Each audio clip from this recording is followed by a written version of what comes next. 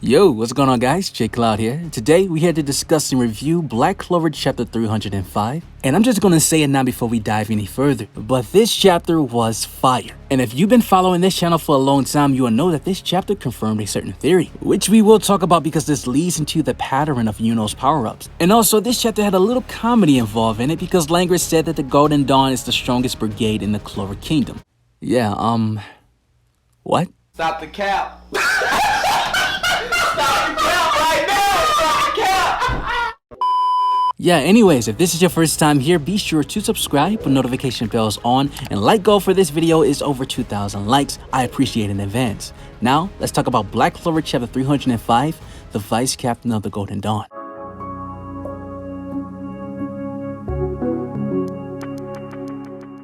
So the chapter starts off with the continuation dialogue between Yuno and Langris, when Yuno told him that buy him 3 minutes and he will end this in one attack. Spirit of Boreas was enough to do damage against Zenon at 80% significantly. However, now that Zenon is 100%, Yuno needs more power and he needs a distraction so he can save up time to create something even more powerful. Which honestly, I can't lie, this makes Yuno so powerful and so broken because he stored up power for a few days and was completely destroying a 80% Zenon no competition, which was correct in the volumes because it was 80% in the volumes, but Viz has 70%, so it's actually 80. So this storing mana technique that Yuno does is very impressive. It's risky, but it's rewarding. Now, the dangerous part of all this is that Langris, he needs to act as a decoy for Yuno so he can save up time and store his mana to make a new attack spell. Now, the reason why this is so risky for Langris to be in a situation like this because the chapter explained that there is a huge difference of magic power between Zenon and Langris.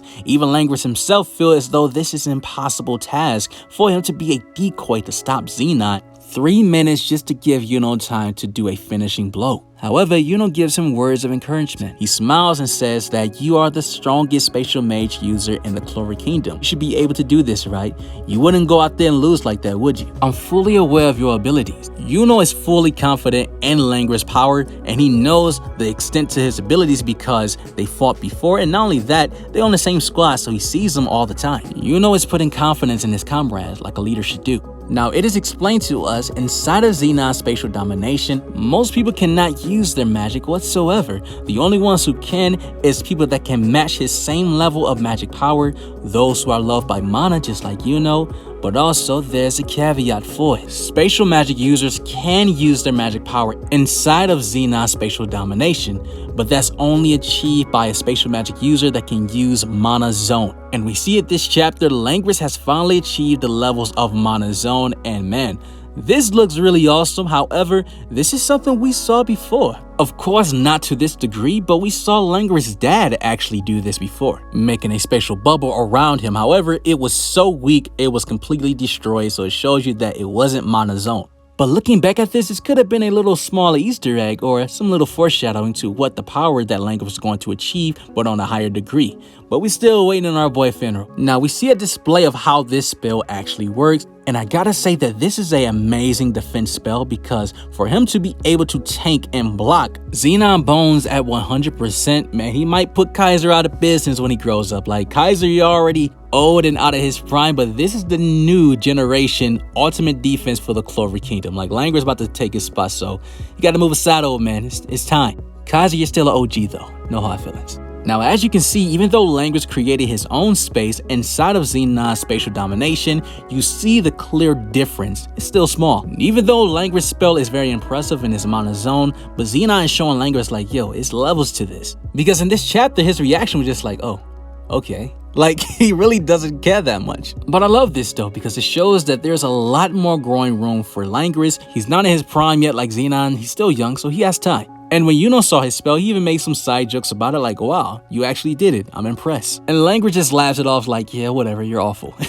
We then get this inner dialogue from Langris, and he talks about that the moment that Yuno joined, he was this arrogant, cocky guy. However, his abilities backed it up. He explains that this is the reason why he disliked Yuno, because they are so similar. Yuno told Langris that his goal is to be the Wizard King, but first, he's going to become the captain of the Golden Dawn. So this is what started that rivalry between these two, which is something I really like, but I do wish that we had more screen time and more interaction between Yuno and Langris, because I think their rivalry is very interesting. We then get dialogue from Zenon, which I feel as though he really didn't talk much in this chapter at all. Which when he did, it was really nothing that moved the plot. But he told Langris that there's nothing you can do. Both of you guys don't have the magic to defeat me whatsoever. It won't work. Because Langris talks about that he cannot keep this up. His magic power is just too strong. We then see small little panel flashbacks, and Langris he talks about that, yes, my magic, my spatial magic is invincible, and as long as I was persistent, my squad would have been the strongest. But Yuno, you were different. You were the wind of our backs. We flew together. So everywhere Yuno went, his ambitions and his competitiveness led by example, and it made the Golden Dawn members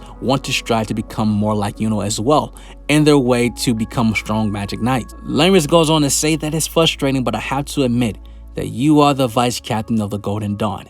And honestly, this moment reminds me when Vegeta admitted that, Goku, you are better than me. Not saying that their rivalry is the same, but that aspect in this chapter with that dialogue reminds me of that scene. And I really like that moment because it shows the character progression and development for Langris. He is really changing before our eyes. And I can't wait to see how his dialogue is going to be between him and his brother once they meet again this arc. Now, one thing I can say this entire chapter, that Langris held his own for those 3 minutes, defending Yuno so he can achieve this new spell that he will unleash.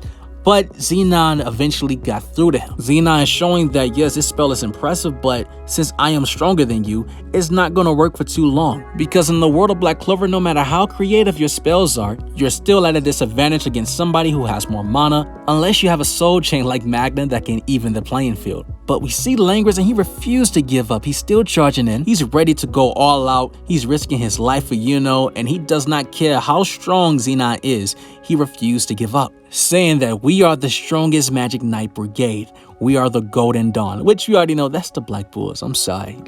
I know you're supposed to feel like your squad is the strongest, but we already know it's the Black Bulls. I mean, Zenon did put y'all in a picnic basket and only half of y'all survived thanks to William, but you know, jokes aside, you gotta give credit where credit is due, because if Zenon showed up to the Black Bulls hideout, it would have been a massacre and Yami would have showed up in rage mode, ready to fight for his squad that had fallen. The Golden Dawn in this scenario just got the short end of the stick.